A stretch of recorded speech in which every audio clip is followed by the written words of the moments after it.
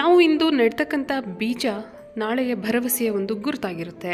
ಅದೇ ರೀತಿ ನಾವು ನೆಡ್ತಕ್ಕಂಥ ಪ್ರತಿಯೊಂದು ಗಿಡನೂ ಅಷ್ಟೇ ನಾಳೆ ಒಂದು ಅಭಿವೃದ್ಧಿ ಆಗ್ಬೋದು, ಸಂಪತ್ತಾಗ್ಬೋದು, ಆರೋಗ್ಯ ಆಗ್ಬೋದು. ಅದೇ ರೀತಿಯಾಗಿ ಹಚ್ಚ ಹಸಿರನ್ನು ನಮ್ಮ ಸುತ್ತಮುತ್ತಲೂ ಕಂಗೊಳಿಸುವಂತೆ ಮಾಡ್ತಕ್ಕಂಥ ಒಂದು ಪಾಸಿಟಿವ್ ಸಿಂಬಲ್ ಅಂತಲೇ ಹೇಳ್ಬೋದು ನಾವು ನೆಡ್ತಕ್ಕಂಥ ಪ್ರತಿಯೊಂದು ಸಸ್ಯನೂ ಸಹ. ಸೊ ಈ ರೀತಿಯ ಒಂದು ಸಸ್ಯಗಳಾಗ್ಬೋದು, ಗಿಡಗಳಾಗ್ಬೋದು, ನಮ್ಮನೆಯಲ್ಲಿ ನಾವು ನೆಟ್ಕೊಳ್ತಕ್ಕಂಥ ಒಂದು ವಾಸ್ತುಶಾಸ್ತ್ರದ ಬಗ್ಗೆ ಇವತ್ತಿನ ಒಂದು ವಿಡಿಯೋದಲ್ಲಿ ನಾನು ನಿಮಗೆ ತಿಳಿಸ್ತಾ ಹೋಗ್ತೇನೆ. ಹಾಗೆ ನೀವೇನಾದರೂ ನಮ್ಮ ಚಾನಲನ್ನು ಹೊಸದಾಗಿ ವಿಸಿಟ್ ಮಾಡ್ತಾ ಇದ್ರೆ ದಯವಿಟ್ಟು ಸಬ್ಸ್ಕ್ರೈಬ್ ಆಗಿ, ಅದೇ ರೀತಿ ಪಕ್ಕದಲ್ಲಿರುವಂಥ ಬೆಲ್ಲೈಕನ್ನ ಕ್ಲಿಕ್ ಮಾಡಿ ಆಲ್ ಅನ್ನೋ ಆಪ್ಷನ್ನ ಪ್ರೆಸ್ ಮಾಡೋದ್ರಿಂದ ನಾನು ಹಾಕುವಂಥ ವಿಡಿಯೋನ ನೀವೇ ಫಸ್ಟ್ ನೋಡ್ಬೋದು. ಆ್ಯಂಡ್ ಆಲ್ಸೋ ಇದೇ ರೀತಿಯ ಹೊಸ ವಿಭಿನ್ನ ರೀತಿಯ ವಿಡಿಯೋಸ್ಗೋಸ್ಕರ, ಯೂಸ್ಫುಲ್ ವಿಡಿಯೋಸ್ಗೋಸ್ಕರ ನಿಮ್ಮ ಸಪೋರ್ಟ್ ಹೀಗೆ ಇರಲಿ. ಹಾಗಾದರೆ ಬನ್ನಿ ತಡ ಮಾಡದೆ ವಿಡಿಯೋನ ಶುರು ಮಾಡೋಣ. ಇಲ್ಲಿ ನೀವು ನೋಡ್ತಾ ಇರ್ತಕ್ಕಂಥ ಸಸ್ಯದ ಹೆಸರು ಸ್ನೇಕ್ ಪ್ಲಾಂಟ್. ಇದನ್ನು ನಾವು ಮನೆಯಲ್ಲಿ ಬೆಳೆಸ್ಕೊಳ್ಳೋದ್ರಿಂದ ತುಂಬಾ ಬೆನಿಫಿಟ್ಸ್ ಇದೆ ಸ್ನೇಹಿತರೆ. ಯಾವ ರೀತಿ ಅಂತಂದರೆ ಇದು ನಮ್ಮ ಉತ್ತಮ ಆರೋಗ್ಯದ ಒಂದು ಗುಣಮಟ್ಟವನ್ನು ಕಾಪಾಡಲಿಕ್ಕೆ ಒಳ್ಳೆಯ ಸಸ್ಯ ಅಂತಲೇ ಹೇಳ್ಬೋದು. ಯಾವ ರೀತಿ ಅಂತ ಹೇಳಿದ್ರೆ, ನಾವು ಸಾಮಾನ್ಯವಾಗಿ ಮನೆಯಲ್ಲಿ ಬಳಸ್ತಕ್ಕಂತಹ ಉಪಕರಣಗಳಾಗಿರ್ತಕ್ಕಂತಹ ಟಿವಿ, ಮೊಬೈಲ್ಗಳು, ಅದೇ ರೀತಿ AC, ಫ್ರಿಡ್ಜ್ ಇವೆಲ್ಲ ಏನಿದೆ ಇದು ರೇಡಿಯೇಷನ್ಸ್ನ ಹೊರಹೊಮ್ಮುವಂತಹ ಉಪಕರಣಗಳಾಗಿದೆ. ಇವುಗಳಿಂದ ಬರ್ತಕ್ಕಂತಹ ರೇಡಿಯೇಷನ್ಸ್ನ ಹಿಡಿದಿಟ್ಟುಕೊಳ್ಳುವಂತಹ ಸಾಮರ್ಥ್ಯವನ್ನು ಈ ಒಂದು ಸ್ನೇಕ್ ಪ್ಲಾಂಟ್ ಹೊಂದಿದ್ದು ನಮಗೆ ಇದರಲ್ಲಿರ್ತಕ್ಕಂಥ ಆ್ಯಂಟಿ ರೇಡಿಯೇಷನ್ ಗುಣಲಕ್ಷಣಗಳಿಂದ ಹೆಲ್ತ್ ಅನ್ನೋದು ಉತ್ತಮವಾಗಿರಲಿಕ್ಕೆ ಸಾಧ್ಯ ಆಗ್ತಾ ಇದೆ. ಸೊ ಹಾಗಾಗಿ ಈ ಒಂದು ಪ್ಲಾಂಟ್ ಒಳ್ಳೆಯ ಒಂದು ಪಾಸಿಟಿವಿಟಿ ಇರ್ತಕ್ಕಂಥ ಪ್ಲಾಂಟ್ ಅಂತಾನೆ ಹೇಳ್ಬೋದು.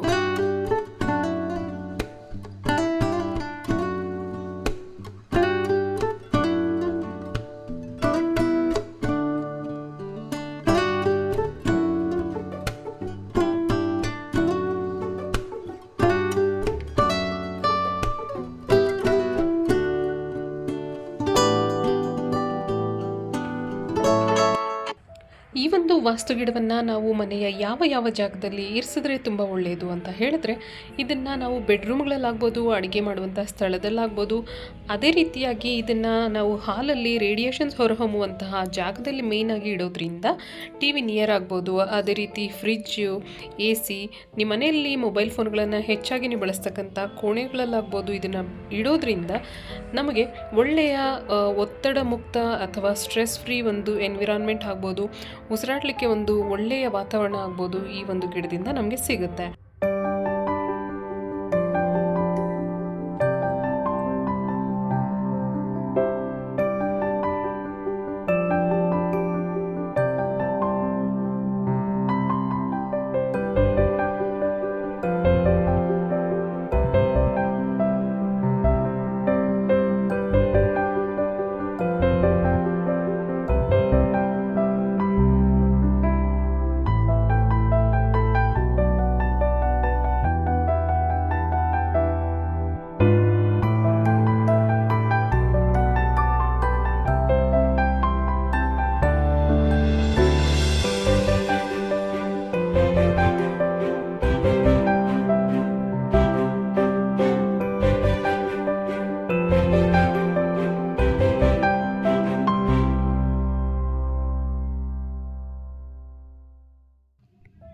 ಸ್ನೇಕ್ ಪ್ಲ್ಯಾಂಟ್ನ ಪ್ರೊಪೊಗೇಷನ್ ಅಂತಕ್ಕಂಥದ್ದು ತುಂಬ ಈಸಿ. ಇದರ ಯಾವುದಾದ್ರೂ ಒಂದು ಪಾರ್ಟ್ ಆಫ್ ದ ಪ್ಲ್ಯಾಂಟನ್ನು ಅಥವಾ ವಿತ್ ರೂಟ್ ಆಗ್ಬೋದು, ವಿತೌಟ್ ರೂಟ್ ಆಗ್ಬೋದು, ನಾವು ಯಾವುದಾದ್ರೂ ಒಂದು ಪಾಟಲ್ಲಿ ಮಣ್ಣನ್ನು ಹಾಕೋದ್ರ ಮೂಲಕ ಇದನ್ನು ನೆಟ್ಟರೆ ಸಾಕು, ಈಸಿಯಾಗಿ ಇದರ ಗ್ರೋತ್ ಅನ್ನೋದು ಸ್ಟಾರ್ಟ್ ಆಗುತ್ತೆ. ವಾಸ್ತುಶಾಸ್ತ್ರದ ಪ್ರಕಾರ ಇದನ್ನು ಈಸ್ಟ್ ವೆಸ್ಟ್ ಡೈರೆಕ್ಷನ್ಸಲ್ಲಿ ಇಟ್ಟರೆ ತುಂಬಾ ಒಳ್ಳೆಯದು.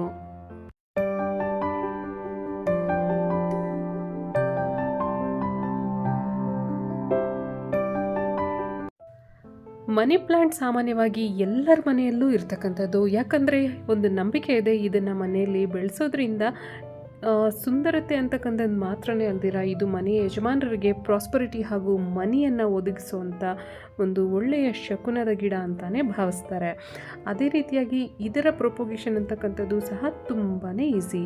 ಯಾಕೆ ಅಂತಂದರೆ ಇದರ ಯಾವುದಾದ್ರೂ ಒಂದು ಸ್ಟೆಮ್ಮನ್ನು ಅಥವಾ ಲೀಫ್ಗೆ ಇರ್ತಕ್ಕಂಥ ಸ್ಟೆಮ್ಮನ್ನು ನಾವು ಕಟ್ ಮಾಡಿ ಮಣ್ಣಲ್ಲಿ ಅಥವಾ ನೀರಿನಲ್ಲಿ ಇಡೋದ್ರಿಂದ ಅತಿ ವೇಗವಾಗಿ ಇದರ ಬೆಳವಣಿಗೆ ಅಂತಕ್ಕಂಥದ್ದು ಆಗುತ್ತೆ. ಅದೇ ರೀತಿ ಮನೆಯ ವಾತಾವರಣ ಅಂತಕ್ಕಂಥದ್ದು ತುಂಬಾ ಫ್ರೆಶ್ ಆ್ಯಂಡ್ ಏರ್ ಪ್ಯೂರಿಫೈನ ಮಾಡ್ತಕ್ಕಂಥ ಒಂದು ಕೆಲಸನೂ ಸಹ ಇದು ಮಾಡುತ್ತೆ. ಮನಿ ಪ್ಲ್ಯಾಂಟನ್ನು ವಾಸ್ತುಶಾಸ್ತ್ರದ ಪ್ರಕಾರ ಸೌತ್ ಈಸ್ಟ್ ಡೈರೆಕ್ಷನಲ್ಲಿ ನಾವು ಬೆಳೆಸೋದ್ರಿಂದ ಒಳ್ಳೆಯ ಅನುಕೂಲಗಳು ಆಗುತ್ತೆ ಅಂತ ಹೇಳ್ತಾರೆ.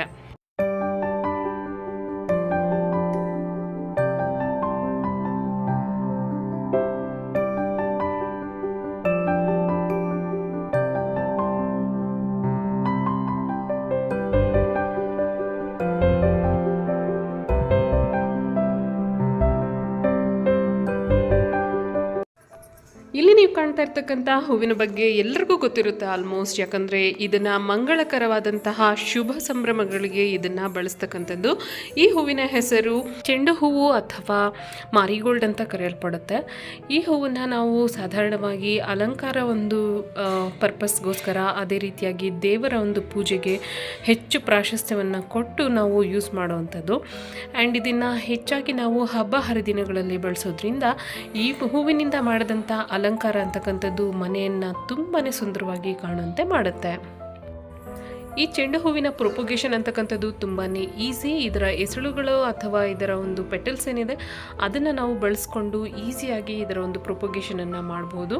ನೀವಿಲ್ಲಿ ನೋಡ್ಬೋದು, ಪಿಕ್ಚರಲ್ಲಿ ನಿಮಗೆ ಕಾಣಿಸ್ತಾ ಇದೆ. ಈ ಥರ ಒಂದು ಪೆಟಲ್ಸ್ ಏನಿರುತ್ತೆ ಈ ಹೂವಿಗೆ, ಇದನ್ನು ಬಳಸ್ಕೊಂಡು ನಾವು ಈಸಿಯಾಗಿ ಇದರ ಒಂದು ಪ್ರೊಪೊಗೇಷನ್ ಅಂತಕ್ಕಂಥದ್ದು ಮನೆಯಲ್ಲಿ ಮಾಡ್ಕೋಬೋದಾಗಿದೆ.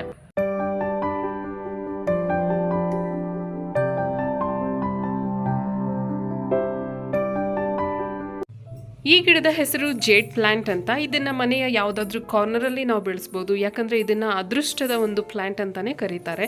ಹಲವಾರು ಸಂಪ್ರದಾಯಗಳಲ್ಲಿ ಇದನ್ನು ಪ್ರಾಸ್ಪರಿಟಿಯ ಸಂಕೇತವಾಗಿಯೂ ಸಹ ಬಳಸ್ತಾರೆ. ಆ್ಯಂಡ್ ಆಲ್ಸೋ ಇದನ್ನು ಮನೆಯಲ್ಲಿ ಬೆಳೆಸೋದ್ರಿಂದ ತುಂಬಾ ಹೆಲ್ತ್, ವೆಲ್ತ್ ಆ್ಯಂಡ್ ಸಕ್ಸಸ್ಸನ್ನು ಕಾಣ್ತೀವಿ ಅನ್ನೋ ಉದ್ದೇಶದಿಂದ ಇದನ್ನು ಹೆಚ್ಚು ಜನರು ಮನೆಯಲ್ಲಿ ಬೆಳೆಸ್ತಾರೆ.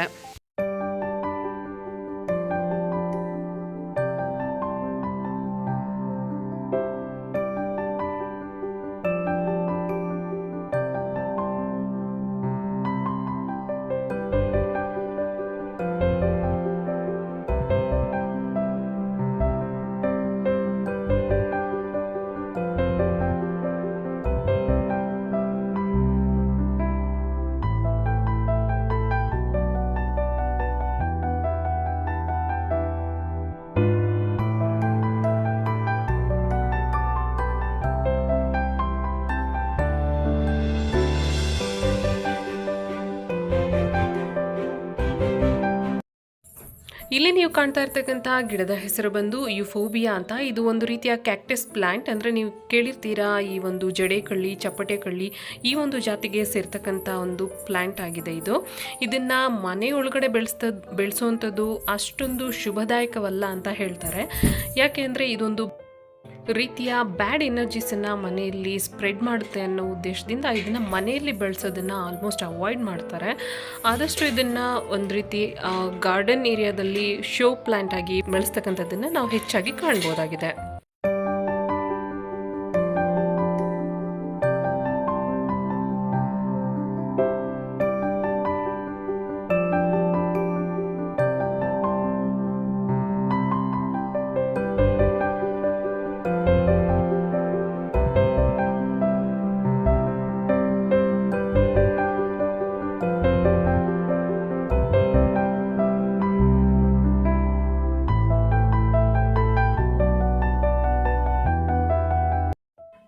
ಇನ್ನು ಎಲ್ಲರ ಮನೆಯಲ್ಲೂ ಕಾಮನ್ ಆಗಿ ಇರ್ತಕ್ಕಂಥ ಗಿಡ ಅಲೋವೆರಾ.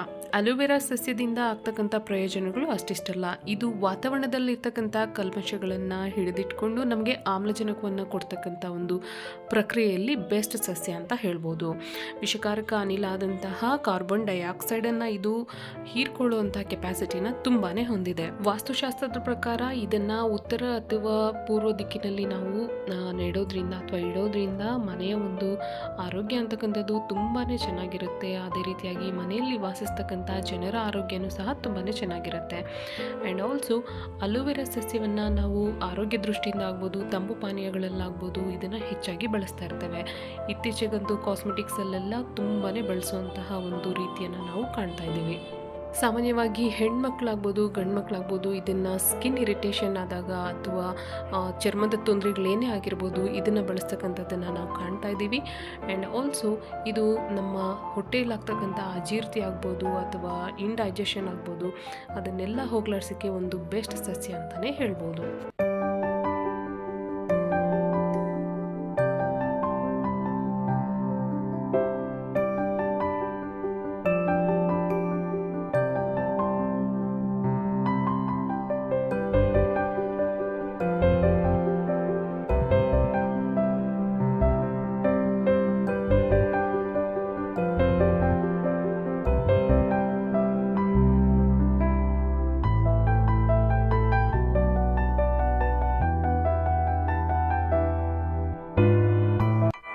ನೆಕ್ಸ್ಟ್ ಇಲ್ಲಿ ನೀವು ನೋಡ್ತಾ ಇರ್ತಕ್ಕಂಥ ಪ್ಲ್ಯಾಂಟ್ನ ಹೆಸರು ಅರೆಕಾ ಪಾಮ್ ಅಂತ. ಇದು ಪಾಮ್ ಟ್ರೀ ಆಗಿದೆ. ಇದನ್ನು ನಾವು ಮನೆಯಲ್ಲಿ ಬೆಳೆಸೋದ್ರಿಂದ ಒಳ್ಳೆಯ ಒಂದು ಸಮೃದ್ಧಿ ಆಗ್ಬೋದು, ಶಾಂತಿ ಆಗ್ಬೋದು, ಮನೆಯಲ್ಲಿ ನೆಲೆಸುತ್ತೆ ಅಂತ ಹೇಳ್ತಾರೆ. ಹಾಗೂ ಇದನ್ನ ಮೇನ್ಲಿ ಮನೆಯಲ್ಲಿ ನಾವು ಇಂಡೋರ್ ಪ್ಲಾಂಟ್ ಆಗಿ ಬೆಳೆಸುವಂತ ಉದ್ದೇಶ ಇದರಲ್ಲಿ ಇರ್ತಕ್ಕಂಥ ಏರ್ ಪ್ಯೂರಿಫೈಯಿಂಗ್ ಕ್ವಾಲಿಟೀಸ್ ಆಗಿದೆ. ಇದು ಏರ್ನ ಶುದ್ಧಗೊಳಿಸುವಂತಹ ಗುಣಲಕ್ಷಣಗಳನ್ನ ಹೊಂದಿದ್ದು, ಇದನ್ನ ನಾವು ಆಗ್ನೇಯ ಭಾಗದಲ್ಲಿ ಅಂದ್ರೆ ಸೌತ್ ಈಸ್ಟರ್ನ್ ಡೈರೆಕ್ಷನ್ ಅಲ್ಲಿ ನಾವು ಇಡೋದ್ರಿಂದ ಒಳ್ಳೆಯ ಒಂದು ಸುಖ, ಸಮೃದ್ಧಿ ಹಾಗೂ ಶಾಂತಿಯನ್ನ, ಪೀಸನ್ನು ನಾವು ಮನೆಯಲ್ಲಿ ಹೊಂದಬಹುದು ಅಂತ ಹೇಳ್ತಾರೆ.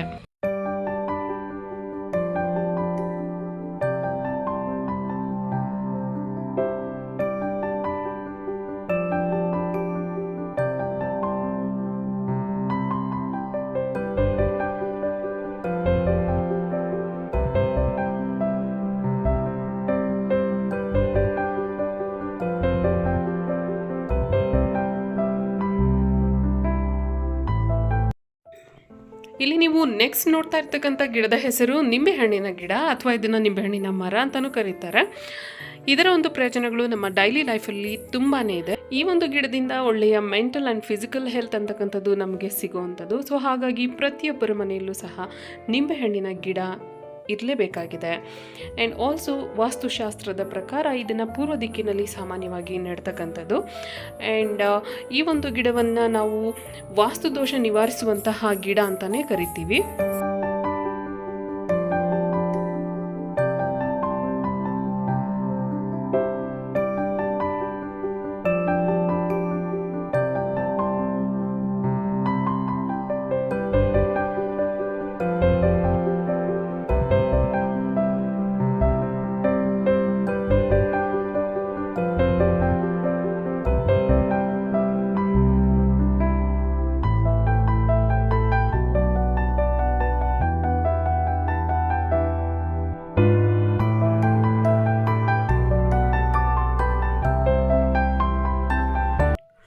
ಈ ಒಂದು ನಿಂಬೆಹಣ್ಣಿನ ಗಿಡವನ್ನು ಒಂದು ಆಸ್ಪಿಷಿಯಸ್ ಟ್ರೀ ಅಥವಾ ಆಸ್ಪಿಷಿಯಸ್ ಪ್ಲಾಂಟ್ ಅಂತಲೇ ಹೇಳ್ಬೋದು. ಯಾಕಂದರೆ ಇದು ಹಬ್ಬ ಹರಿದಿನಗಳಲ್ಲಿ ನಮಗೆ ತುಂಬಾ ಬೇಕಾಗಿರ್ತಕ್ಕಂಥ ಒಂದು ಗಿಡ ಆಗಿದೆ, ಅಥವಾ ಇದರ ಹಣ್ಣನ್ನು ನಾವು ಮಂಗಳಕರ ಒಂದು ಕಾರ್ಯಗಳಿಗೆ ಹೆಚ್ಚು ಬಳಸ್ತಕ್ಕಂಥದ್ದು.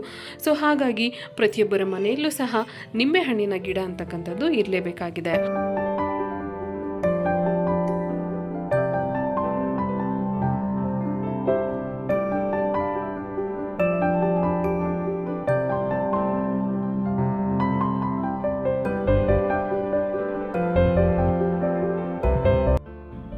ಸೊ ಇದಾಗಿತ್ತು ಸ್ನೇಹಿತರೆ ಇವತ್ತಿನ ವಾಸ್ತುಶಾಸ್ತ್ರದ ಪ್ರಕಾರ ನಾವು ಬೆಳೆಸ್ತಾ ಇರ್ತಕ್ಕಂಥ ವಾಸ್ತು ಗಿಡಗಳ ಒಂದು ಇನ್ಫಾರ್ಮೇಷನ್.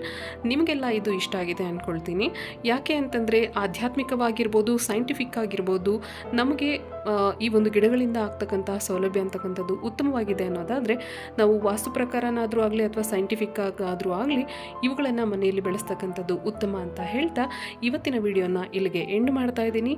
ಈ ಒಂದು ವಿಡಿಯೋ ನಿಮ್ಗೆ ಇಷ್ಟ ಆಗಿದ್ರೆ ದಯವಿಟ್ಟು ಲೈಕ್ ಮಾಡಿ, ಶೇರ್ ಮಾಡಿ, ಅದೇ ರೀತಿಯಾಗಿ ಚಾನಲನ್ನು ಸಬ್ಸ್ಕ್ರೈಬ್ ಮಾಡಿ. ಧನ್ಯವಾದಗಳು.